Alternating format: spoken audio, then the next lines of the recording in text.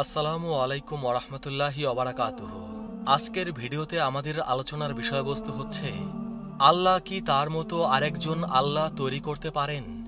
আস্তিকদের বিরুদ্ধে নাস্তিকদের অন্যতম যুক্তি এটা। বহুকাল আগে থেকেই তারা আল্লাহ বিশ্বাসীদের উদ্দেশ্যে এই প্রশ্নটি করে তারা বলে, আল্লাহ কি তারই মতো আরেকজন আল্লাহকে বানাতে পারবেন? যদি পারেন তাহলে তো তিনি এক ও অতুলনীয় স্রষ্টা থাকেন না, আর যদি না পারেন তাহলে তো তিনি আর সর্বশক্তিমান থাকলেন না। মূলত তাদের এই প্রশ্নের মাঝেই অসারতা রয়েছে। আজকের ভিডিওতে দ্বীন ইসলামের আকীদার আলোকে এর উত্তর প্রদান করব ইনশাআল্লাহ। কোনো নাস্তিক প্রশ্ন করে থাকে, আল্লাহ যদি সবকিছু করতে পারেন তাহলে কি তিনি তার মতো আরেকজন ইলাহ বা উপাস্য বানাতে পারবেন? অথবা তিনি কি এমন কিছু সৃষ্টি করতে পারবেন যা এমন ভারী যে তিনি তা তুলতে পারবেন না?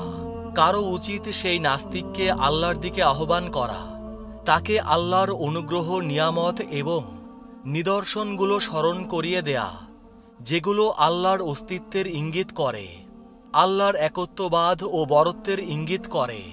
পুরো বিশ্বজগতই আল্লাহ তাআলার অস্তিত্বের ইঙ্গিত দেয়। ভেবে অবাক লাগে, কি করে একজন অবিশ্বাসী একে এড়িয়ে যেতে পারে? কি করে একজন অবিশ্বাসী তাকে অমান্য করতে পারে কিংবা অস্বীকার করতে পারে?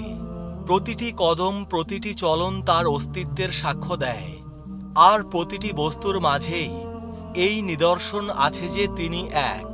পথভ্রষ্ট নাস্তিকদের এই জাতীয় সংশয় সৃষ্টিকারী কথাবার্তা শোনা বৈধ নয়, তবে তাদের জন্য বৈধ যারা নাস্তিকদেরকে জবাব দেওয়ার যোগ্যতা রাখেন এবং তাদেরকে খণ্ডন করতে পারেন। কাজেই এই ব্যাপারটিতে আমাদের খুবই সতর্ক থাকা উচিত, কারণ সংশয় সৃষ্টিকারী কোনো কথা অনেক সময় মনের মাঝে গেঁথে যেতে পারে। এরপর তা থেকে মুক্তি পাওয়া অনেক দুরূহ হতে পারে।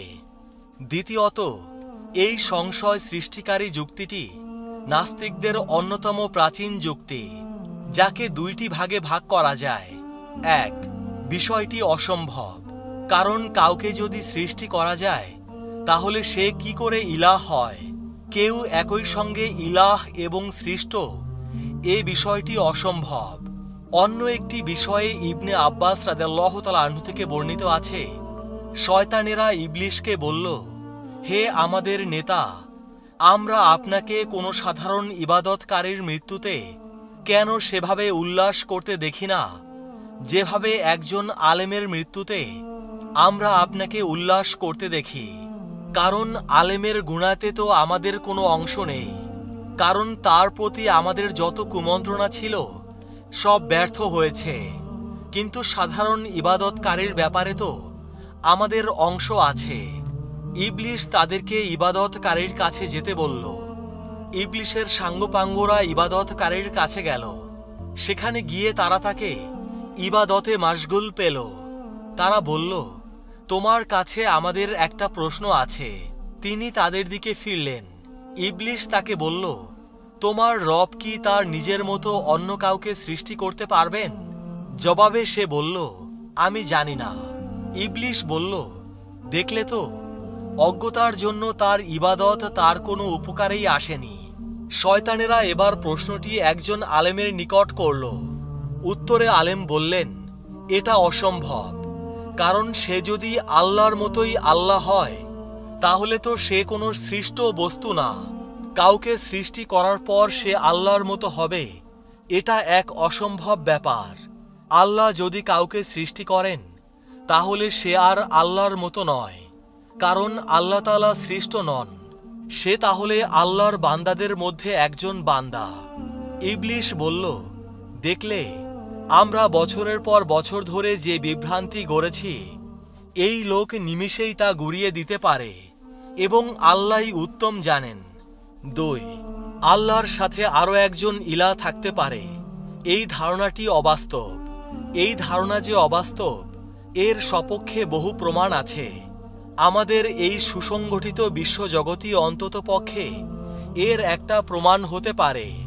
একজন ব্যতীত যদি আরও একজন ইলাহ থাকত তাহলে এই বিশ্বজগতের পুরো ব্যবস্থাটাই ভেঙে পড়ত, কারণ এই ইলাহেরা তাহলে একে অন্যের সঙ্গে প্রতিযোগিতায় নামত, প্রত্যেকেই অন্যের ওপর জয়লাভ করতে চাইত।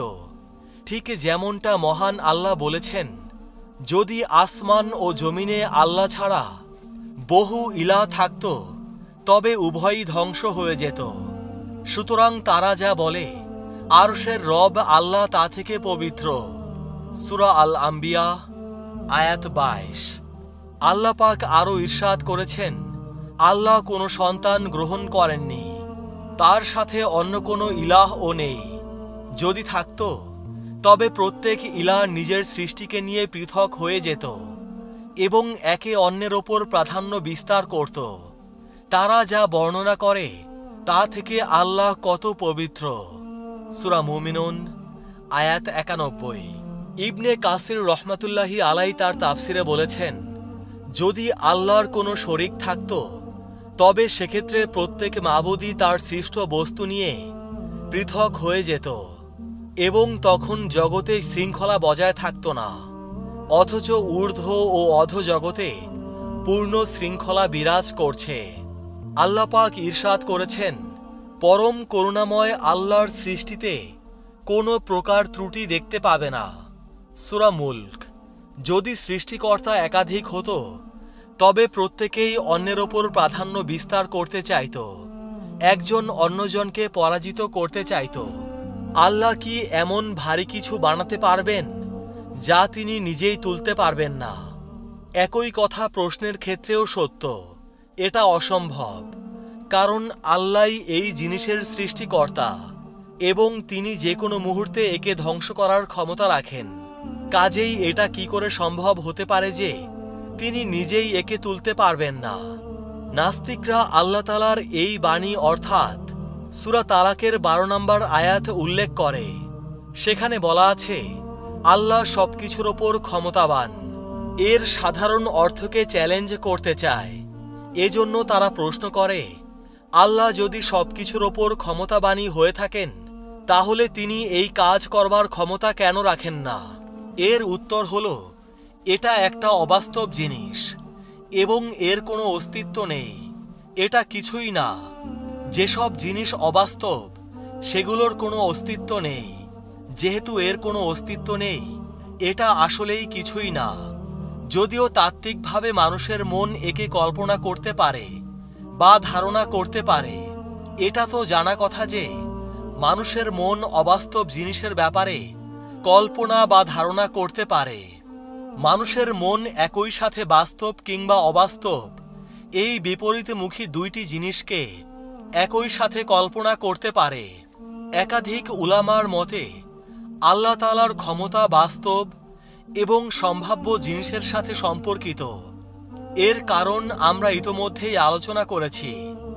কারণ যার কোনো অস্তিত্ব নেই এবং যা অবাস্তব সেটা মূলত কিছুই না। শাইখুল ইসলাম ইবনে তাইমিয়া রহমাতুল্লাহি আলাই বলেছেন, আহলুস সুন্নাহর দৃষ্টিভঙ্গি হল আল্লাহ তাআলা সকল কিছুর ওপর ক্ষমতাবান। এই কথার দ্বারা সকল বাস্তব জিনিসকে বোঝানো হয় যা স্বভাবগতভাবেই অবাস্তব। যেমন যার কোনো অস্তিত্বই নেই, এর মাঝে কোনো হাকিকত নেই, এর অস্তিত্বের কথা ভাবা যায় না, একে যে কিছুই বলা যায় না, এ ব্যাপারে প্রজ্ঞাবান ব্যক্তিগণ একমত। এর মধ্যে উল্লেখযোগ্য হল আল্লাহর ন্যায় অন্য কাউকে সৃষ্টি করা এবং এই জাতীয় আরও বিষয়াবলী। ইবনে কায়মিয়া রহমাতুল্লাহি আলাই তার শিফাউল আলিল গ্রন্থে বলেছেন, যেহেতু অবাস্তব জিনিসগুলো কোনো কিছুই নয়, কাজেই আল্লাহর ক্ষমতার সাথে এর কোনো সম্পর্ক নেই। আল্লাহ সবকিছুর ওপর ক্ষমতাবান, আর কোনো বাস্তব জিনিসই তার ক্ষমতার বাইরে নয় এবং আল্লাহই সর্বোত্তম জানেন। আল্লাহ তাআলা হিকমত বা প্রজ্ঞার গুণে গুণান্বিত। তার মহান নামের মধ্যে রয়েছে আল হাকিম বা প্রজ্ঞাবান।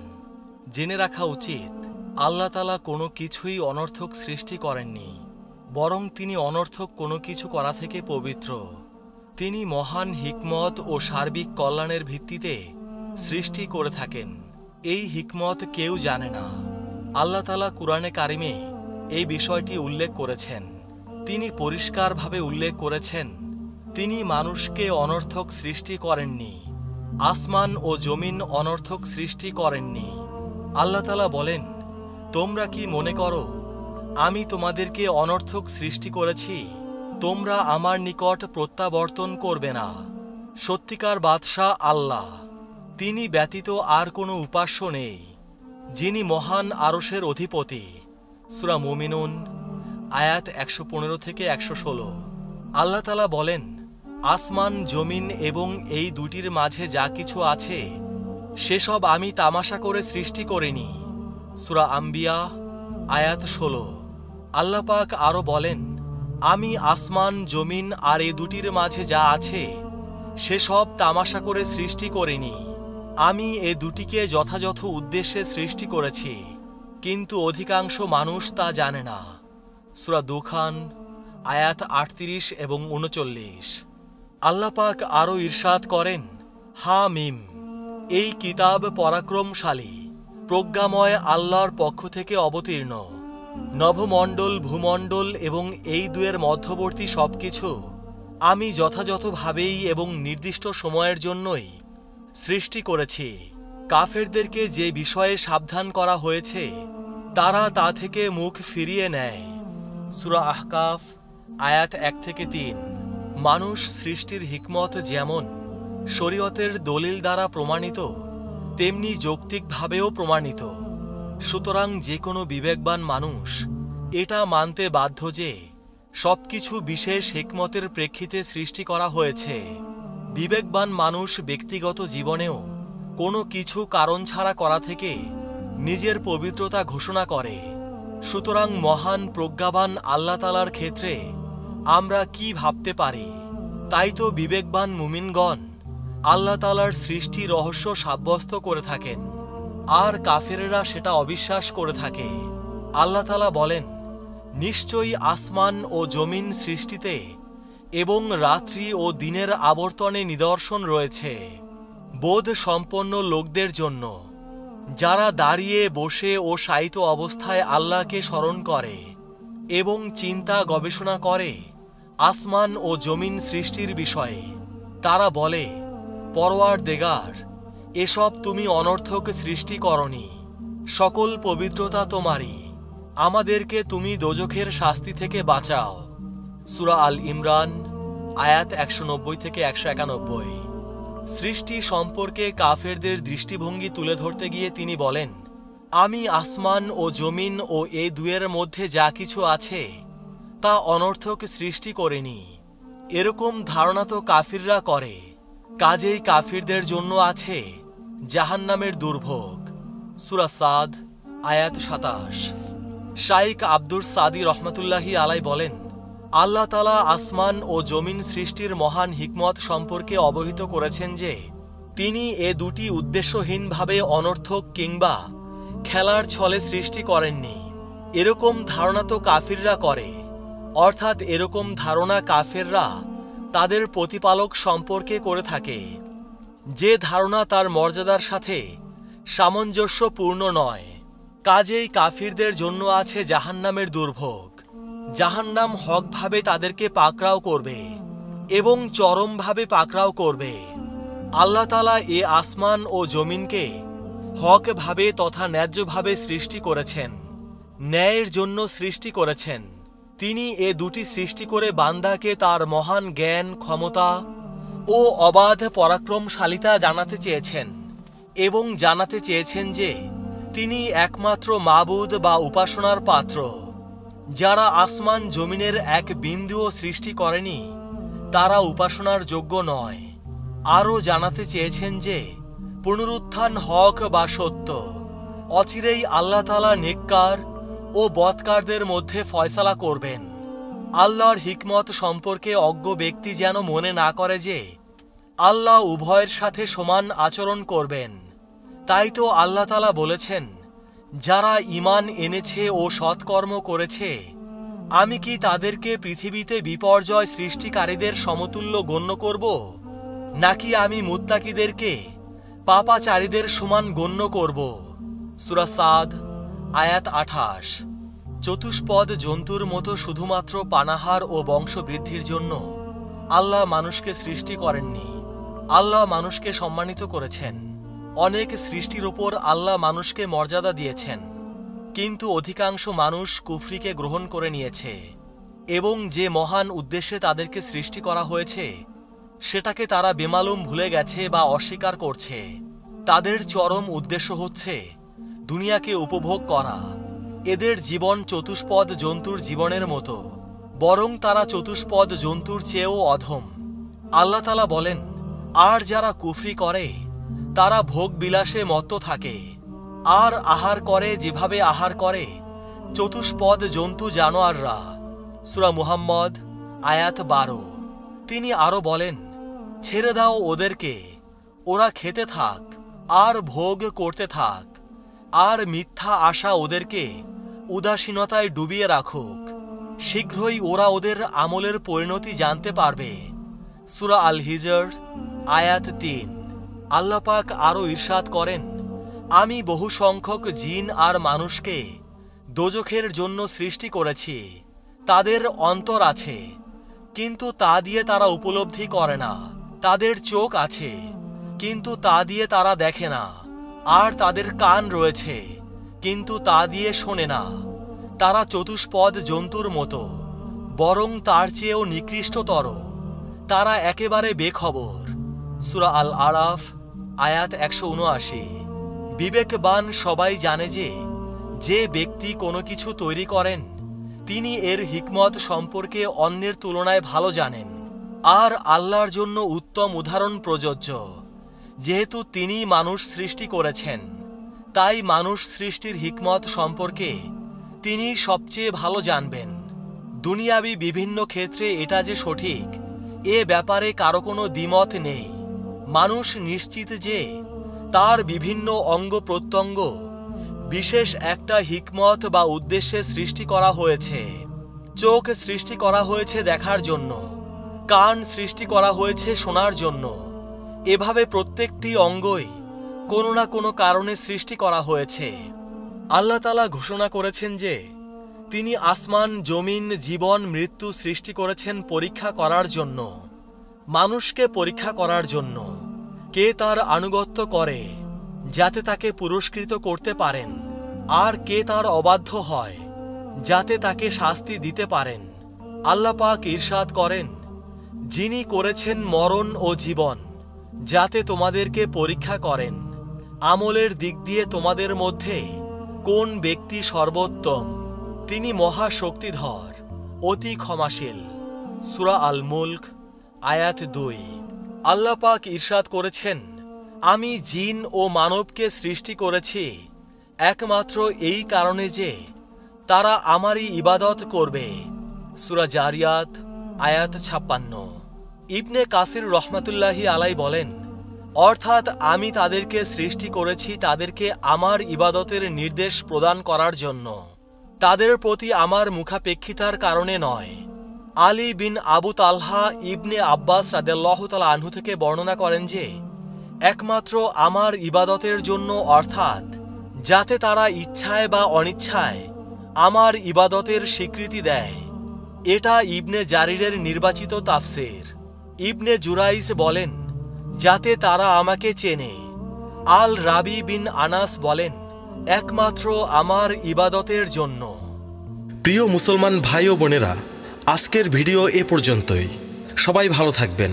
আল্লাহ রাব্বুল আলামিন আমাদের সবাইকে হিদায়াত দান করুন। আমিন।